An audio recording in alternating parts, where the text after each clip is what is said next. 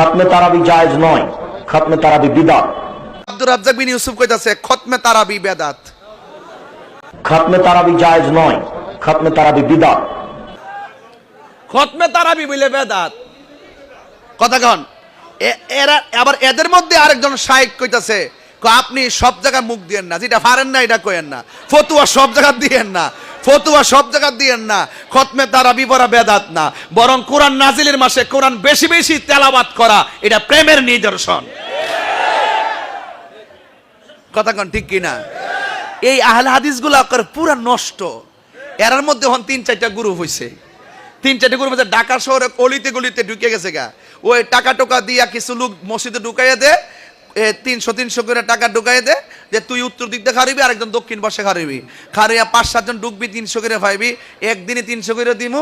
মসজিদের ভিতরে ইমাম সাহেব যখন ওয়ালা দোয়াল নিন কইব, তোরা 5 জনে মিললে আমিন কইবি। এখন টেকা খাইয়া হেরা কো আমিন, যে বাচ্চাগুলো বুঝে না হেরাও কো আমিন। আস্তে আস্তে এটা আমিন আমিন মসজিদে ঢুকে গেছে গা। ঢাকাশের প্রতি মসজিদে ওয়ালা দোয়াল নিন করে আমিন, একটা কিয়ামত লাগাই দে। কথা কন ঠিক না বেটে? ইতা এতদিন আসিন কো এগুলো সম্পূর্ণ ফেতনা। কথা কন ঠিক না বেটে? তবে কাগজও লিখকে রাখেন, এদের দৌড় শেষ হয়ে যাবে আর কয়েকটা বছর।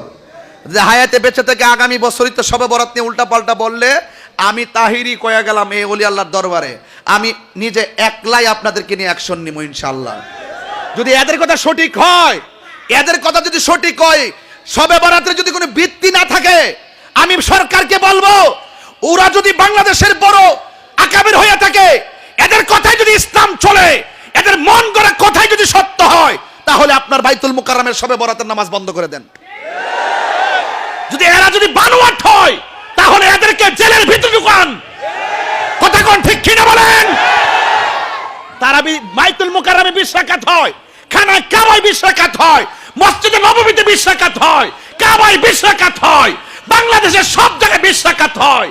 ওরা ঠনকু কয়েকটা মসজিদে 8 টাকা 20 জন 50 জন লইয়া লইয়া আলাদা মসজিদ করে আহলে হাদিস নামে, এটা কখনো হতে পারে না। কথা বলেন ঠিক কিনা? এটা পরিষ্কার কথা। যদি এদেরটা সত্য হয়, তাহলে বাইতুল মুকাররমে 20 রাকাত তারাবি বন্ধ করে দেন।